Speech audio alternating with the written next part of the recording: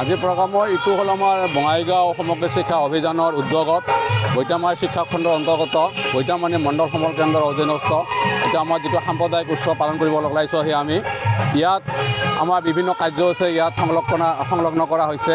যেনে আমাৰ পতাকা উত্তোলন, বন্তি প্ৰজ্বলন, তাৰপিছত আমাৰ বৃক্ষৰোপণ, প্ৰদৰ্শনী, মঞ্চ উদ্বোধন, ইয়াৰ লগতে আমাৰ বাৰেবৰণীয়া সাংস্কৃতিক শোভাযাত্ৰা আৰু শেষত আমাৰ যিটো কাৰ্যসূচী চলি আছে এইটো হ'ল আমাৰ বাৰেবৰণীয়া সাংস্কৃতিক অনুষ্ঠান, য'ত নেকি বিদ্যালয় পৰিচালনা সমিতি, মাতৃগত আৰু লগতে আমাৰ ইয়াত জড়িত থকা 12খন বিদ্যালয়ৰ প্ৰাথমিকৰ পৰা উচ্চতৰ মাধ্যমিক বিদ্যালয় 12খন বিদ্যালয় ইয়াত জড়িত হৈ আছে।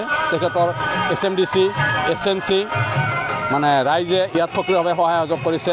সঁচাকৈ আজি এটা সুন্দৰ দিন। কমিউনিটি ফেষ্টিভেল 2024 সম্প্ৰদায় উৎসৱ বুলি কয়।